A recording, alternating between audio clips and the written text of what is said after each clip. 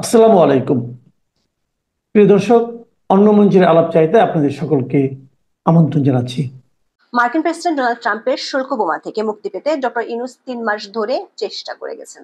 ইউনূসের দপ্তর থেকে শুনিয়েছিলেন নানা আশার বাণী, বিশেষ অ্যাসাইনমেন্ট দিয়েছিলেন জাতীয় নিরাপত্তা উপদেষ্টা খলিলুর রহমানকে, যার বিরুদ্ধে অভিযোগ আছে তিনি মার্কিন নাগরিক। ভেবেছিলেন খলিলুর রহমান বাংলাদেশের জন্য কিছু একটা করতে পারবেন।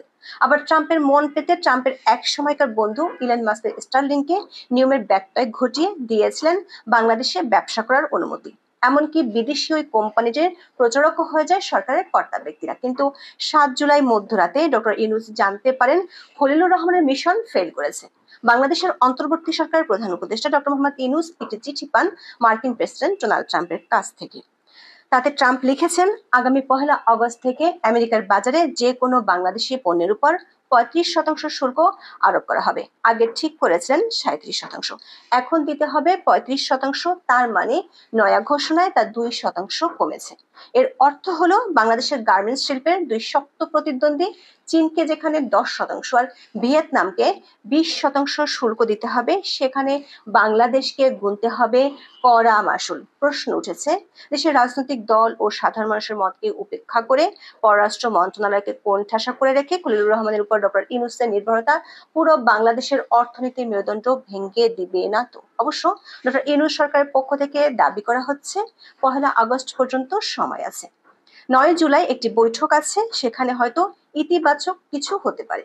কিন্তু ট্রাম্প প্রশাসনের পক্ষ থেকে ইউনূস প্রশাসনকে এরই মধ্যে এমন দুটি শর্ত দেওয়া হয়েছে যা মানতে গেলে ট্রাম্প এর আগেও পারস্পরিক শুল্ক বা রেসিপ্রোকাল ট্যারিফস নীতির কথা বলেছিলেন। তার মূল যুক্তি হলো, যেসব দেশ মার্কিন পণ্যের উপর উচ্চ শুল্ক আরোপ করে, যুক্তরাষ্ট্র তাদের পণ্যের উপর পাল্টা শুল্ক আরোপ করবে। তিনি এটিকে যুক্তরাষ্ট্রের রপ্তানির ক্ষেত্রে হওয়া অবিচারের জবাব হিসেবে আখ্যায়িত করেন। গত এপ্রিলের ২ তারিখে ডোনাল্ড ট্রাম্প বিশ্বের প্রায় ১০০টি দেশের পণ্যের উপর এই পাল্টা শুল্ক আরোপ ঘোষণা করেন। সেই সময়ে বাংলাদেশের পণ্যের উপর ৩৭% শুল্ক আরোপ করা হয়েছিল। এর আগে বাংলাদেশি পণ্যের উপর যুক্তরাষ্ট্রে গড়ে ১৫% শুল্ক ছিল। এই উচ্চ শুল্ক নীতি কার্যকর হওয়ার আগে ট্রাম্প ৯০ দিনের একটি স্থগিতাদেশ ঘোষণা করেন। সেই ৯০ দিনের সময়সীমা শেষ হওয়ার ঠিক আগে ৭ জুলাই ডোনাল্ড ট্রাম্প নতুন করে শুল্ক হার নির্ধারণের ঘোষণা দিয়েছেন। আগে ৯ জুলাই থেকে এই শুল্ক কার্যকর হওয়ার কথা থাকলেও নতুন ঘোষণা অনুযায়ী এটি ১লা আগস্ট থেকে কার্যকর হবে। বার্তা সংস্থা রয়টার্সের প্রতিবেদনে বলা হয়েছে, নিজের মালিকানাধীন ট্রুথ সোশ্যালে পোস্ট করা চিঠিতে ট্রাম্প জানিয়েছেন বাংলাদেশ সহ ১৪ দেশের উপর নতুন করে শুল্ক আরোপ করা হবে। এর মধ্যে জাপান ও দক্ষিণ কোরিয়া, মালয়েশিয়া এবং তিউনিসিয়ার পণ্যের উপর ২৫%, ইন্দোনেশিয়ার উপর ৩২%, কম্বোডিয়া ও থাইল্যান্ডের উপর ৩৬% এবং বাংলাদেশ ও সার্বিয়ার পণ্যের উপর ৩৫% শুল্ক আরোপ করা হবে। বাংলাদেশের অন্তর্বর্তী সরকারের প্রধান উপদেষ্টা ডক্টর মোহাম্মদ ইউনূসের কাছে পাঠানো চিঠিতে হুমকিও দিয়ে রেখেছেন। ডক্টর ইউনূসকে পাঠানো ওই চিঠিতে বেশ কিছু গুরুত্বপূর্ণ পয়েন্ট রয়েছে। ট্রাম্প চিঠিতে লিখেছেন, যুক্তরাষ্ট্র বাংলাদেশের সঙ্গে বাণিজ্যিক সম্পর্ক নিয়ে অনেক বছর আলোচনা করেছে এবং এই সিদ্ধান্তে পৌঁছেছে যে বাংলাদেশের শুল্ক ও অশুল্ক নীতিসমূহ এবং বাণিজ্যিক প্রতিবন্ধকতার কারণে যে দীর্ঘমেয়াদী ও স্থায়ী বাণিজ্য ঘাটতি তৈরি হয়েছে, তা থেকে অবশ্যই সরে আসতে হবে। দুঃখজনকভাবে আমাদের সম্পর্ক একে অপরের সমকক্ষ থেকে অনেক দূরে।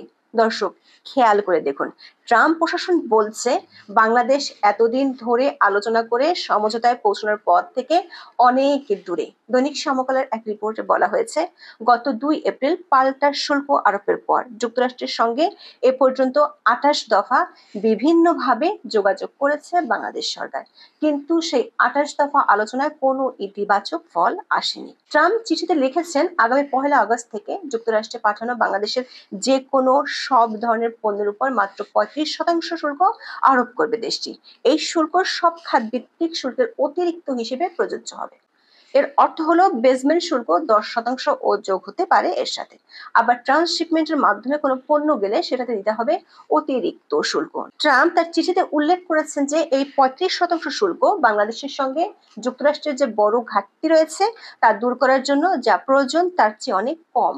তবে শুল্কমুক্ত থাকার জন্য বাংলাদেশি প্রতিষ্ঠানগুলোকে একটি পথ বাতলে দিয়েছেন ট্রাম্প। তিনি বলেছেন, যদি বাংলাদেশ বা কোনো বাংলাদেশি কোম্পানি যুক্তরাষ্ট্রে পণ্য উৎপাদন করে তাহলে কোনো শুল্ক থাকবে না। এরপরই চিঠিতে ট্রাম্প বাংলাদেশ সরকারকে হুঁশিয়ার করে দিয়েছেন। তিনি সতর্ক করে বলেছেন, যদি বাংলাদেশ মার্কিন পণ্যের শুল্ক বাড়ায় তাহলে যুক্তরাষ্ট্রের নির্ধারিত 35% শুল্কের সাথে সেই অতিরিক্ত হার যোগ করা হবে। তার মতে এই শুল্কগুলো বাংলাদেশের বহু বছরের শুল্ক এবং অশুল্ক নীতি ও বাণিজ্য বাধাগুলো সংশোধন করার জন্য জরুরি, যা যুক্তরাষ্ট্রের অর্থনীতির জন্য একটি বড় হুমকি। চিঠির একেবারে শেষ দিকে বলেছেন, আপনি যদি এখন পর্যন্ত বন্ধ রাখা আপনার বাণিজ্য বাজার যুক্তরাষ্ট্রের জন্য উন্মুক্ত করতে চান এবং শুল্ক অশুল্ক নীতি ও বাণিজ্য প্রতিবন্ধকতা দূর করেন, তাহলে আমরা সম্ভবত এই চিঠির কিছু অংশ পুনর্বিবেচনা করতে পারি। দর্শক, এই পুনর্বিবেচনার বৈঠক চলছে গত 2রা এপ্রিল থেকে। 21 এপ্রিল ওয়াশিংটনে ইউএসটিআর এর সাথে বাংলাদেশ বৈঠক হয়, যেখানে যুক্তরাষ্ট্র 6টি নির্দিষ্ট বিষয়ে ব্যাখ্যা চেয়েছিল। বাংলাদেশ 4 জুন লিখিতভাবে এর জবাব দেয়। দৈনিক প্রথম আলো এবং বাংলা ট্রিবিউনের খবরে বলা হয়েছে, বাংলাদেশ ও যুক্তরাষ্ট্রের মধ্যে একটি খসড়া শুল্ক চুক্তি প্রস্তুত করা হয়েছে। এই খসড়াটি 2025 সালের 12 জুন সই হয়। এই খসড়া চুক্তিটি হলো একটি নন ডিসক্লোজার এগ্রিমেন্ট বা এনডিএ। চুক্তিটিতে বলা হয়েছে, দুই পক্ষই চুক্তির বিষয়বস্তু প্রকাশ করবে না। বাংলা ট্রিবিউনের খবরে বলা হয়েছে, এই গোপন খসড়া চুক্তি দেশের বেসরকারি খাত ও রপ্তানিকারকদের দুশ্চিন্তা বাড়াচ্ছে। দৈনিক প্রথম আলোর খবরে বলা হয়েছে, এই খসড়া চুক্তিটি নিয়ে 17 জুন দুপক্ষের অনলাইনে বৈঠক হয়েছে। বাংলাদেশের একাধিক গণমাধ্যমের খবরে বলা হয়েছে, অন্তত 2টি পণ্য বেশি দামে আমেরিকা থেকে কেনার পরিকল্পনা করেছে বাংলাদেশ। মূলত ডোনাল্ড ট্রাম্পকে খুশি করতে এমন নতুন কৌশল নিয়েছে বাংলাদেশ। একটি হলো, বিমান পরিবহন ও পর্যটন মন্ত্রণালয় যুক্তরাষ্ট্রের বোয়িং কোম্পানি থেকে উড়োজাহাজ কেনার পদক্ষেপ নিচ্ছে। আরেকটি পণ্য হলো গম। বাংলাদেশ এখন গম আমদানি করে রাশিয়া এবং ইউক্রেন থেকে। এই দুই দেশের গমের দাম তুলনামূলকভাবে কম। আমেরিকা থেকে যদি গম কেনা হয় তবে বাংলাদেশকে প্রতি টনে $20 থেকে $25 বেশি খরচ করতে হবে। বাংলাদেশি টাকায় 3000 টাকা বেশি পড়বে। আবার আমেরিকা থেকে গম আনতে গেলে আনার খরচও বাড়বে। এর পাশাপাশি বেশি দামে তুলা আমদানি করে ট্রাম্পকে খুশি করতে চেয়েছেন অধ্যাপক মোহাম্মদ ইউনূস। বাণিজ্য সচিব মাহবুবুর রহমান দৈনিক সমকালকে বলেছেন, যুক্তরাষ্ট্রকে জানানো হয়েছে বাংলাদেশ বিশ্ব বাজার থেকে আমদানি করে এমন অন্তত 41টি পণ্য যুক্তরাষ্ট্র থেকে বেশি আনার সুযোগ রয়েছে। কিন্তু এসব প্রস্তাবের পরও ট্রাম্পের চিঠিতে বলা হয়েছে, ওয়াশিংটন এখনো অনেক দূরে। বিজনেস স্ট্যান্ডার্ডের এক খবরে বলা হয়েছে, ট্রাম্প প্রশাসন থেকে বাংলাদেশের উপর 2টি কড়া শর্ত দেওয়া হয়েছে।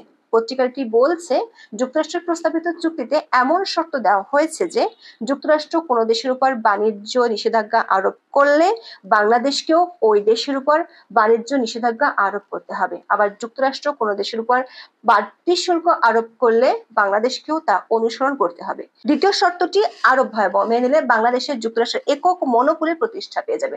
শর্তটি হলো, বাংলাদেশ যুক্তরাষ্ট্রে যেসব পণ্য আমদানিতে ছাড় দেবে, একই পণ্যের ক্ষেত্রে অন্য কোনো দেশকে ছাড় দেওয়া যাবে না। বাণিজ্য মন্ত্রণালয়ের কর্মকর্তারা মনে করছেন, এই দুটি শর্ত মেনে নেওয়া প্রায় অসম্ভব।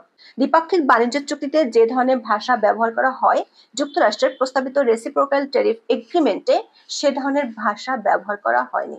আন্তর্জাতিক বাণিজ্যের ক্ষেত্রে একটি সুনির্দিষ্ট দেশের নিজস্ব আইন অন্য দেশের পক্ষে অনুসরণ করা সম্ভব নয়। যদি করে তাহলে দেশটি ওই দেশের প্রদেশ হয়ে যায়। আবার এটি বিশ্ব বাণিজ্য সংস্থার মোস্ট ফেভার্ড নেশন বা MFN নীতির বিরোধী, যেখানে সব বাণিজ্য অংশীদারের সঙ্গে সমতাপূর্ণ আচরণের কথা বলা হয়েছে।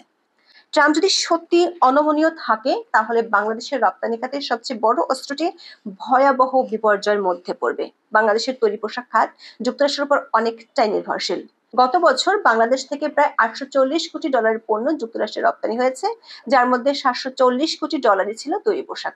আবার এই খাতে বাংলাদেশের শক্ত দুই প্রতিপক্ষ ভিয়েতনাম ও চীন এরই মধ্যে যুক্তরাষ্ট্রের সাথে চুক্তি সেরে ফেলেছে। ফলে বাংলাদেশের জন্য দেশ দুটির সমান হারে শুল্ক না কমালে বাংলাদেশের জন্য পরিস্থিতির কোনো পরিবর্তন হবে না। বিশেষ করে বাংলাদেশের সঙ্গে যুক্তরাষ্ট্রের বাণিজ্য ঘাটতি মাত্র $5 মিলিয়ন, অথচ ভিয়েতনামের সঙ্গে দেশের বাণিজ্য ঘাটতি প্রায় $125 বিলিয়ন। সেই ভিয়েতনাম চুক্তি করে ফেলেছে, শুল্ক সুবিধা নিশ্চিত করে ফেলেছে, আর বাংলাদেশ সরকার এখনো আশায় আছে। বাংলাদেশ সরকারের পক্ষ থেকে বলা হয়েছে, ট্রাম্প প্রশাসনের সাথে আলোচনা চলছে। জাতীয় নিরাপত্তা উপদেষ্টা খলিলুর রহমান এবং বাণিজ্য উপদেষ্টা শেখ বশিরউদ্দিন বেশ কিছুদিন হলো যুক্তরাষ্ট্রে আছেন। বাণিজ্য উপদেষ্টা দৈনিক সমকালকে জানিয়েছেন, ৯ জুলাই যুক্তরাষ্ট্রের সঙ্গে বৈঠক রয়েছে। অতীতের ২৮ দফা বৈঠকে যেখানে কোনো সমাধান হয়নি, সেগুলোর মতোই তিনি ভালো কিছু আশা করছেন। যুক্তরাষ্ট্রের ওয়াশিংটনে বাংলাদেশ দূতাবাসের প্রেস মিনিস্টার গোলাম মর্তুজা সামাজিক মাধ্যমে জানিয়েছেন, সম্ভাবনা শেষ হয়ে যায়নি। একই আশার কথা শুনিয়েছেন অর্থ উপদেষ্টা। অন্যদিকে বাণিজ্য সচিব মাহবুবুর রহমান বলেছেন, আমেরিকার চিঠির সাথে এত বিশাল নথিপত্র পাঠিয়েছে যেগুলো খুলেই দেখেনি বাংলাদেশ। দর্শক, বাণিজ্য মন্ত্রণালয়ের একাধিক সূত্র বলছে, বিষয়টি বাণিজ্য ও পররাষ্ট্র মন্ত্রণালয়ের বিষয় হলেও প্রথম থেকে ডক্টর ইউনূস খলিলুর রহমানকে দিয়ে হ্যান্ডেল করতে চেয়েছিলেন। খলিলুর রহমান দফায় দফায় বৈঠক করে যখন কোনো কুল কিনারা করতে পারছিলেন না, তখন বাণিজ্য মন্ত্রণালয় এবং সবশেষ বাণিজ্য উপদেষ্টাকে এর সাথে যুক্ত করা হয়। আর এখনো পররাষ্ট্র উপদেষ্টা ও তার মন্ত্রণালয় রয়ে গেছে অন্ধকারে। বিশ্লেষকরা বলছেন, যদি ভিয়েতনাম বা চীনের হারে শুল্ক কমানো না যায়, তাহলে বাংলাদেশের পোশাক শিল্পের ভরাডুবি আসন্ন। বিদেশি ক্রেতারা সস্তা শ্রম ও মূল্যের জন্য বাংলাদেশে আসে, কিন্তু দাম বেড়ে গেলে তারা কেনিয়া, মিশর বা হন্ডুরাসের মতো বিকল্প দেশগুলোর দিকে ঝুঁকতে পারে, যেখানে শুল্কের হার কম এবং ভৌগোলিকভাবে যুক্তরাষ্ট্রের কাছাকাছি। এর ফলে বাংলাদেশের তৈরি পোশাক শিল্প ক্ষতিগ্রস্ত হবে। এখন দেখার বিষয়, ডক্টর ইউনূসের নিরাপত্তা উপদেষ্টা বাংলাদেশ গার্মেন্ট শিল্পের কতটা সুরক্ষা দিতে পারেন, নাকি সেটির অবস্থা দেশের শিল্প কারখানা নিরাপত্তার যে অবস্থা গত 11 মাসে হয়েছে তেমনটাই হয়।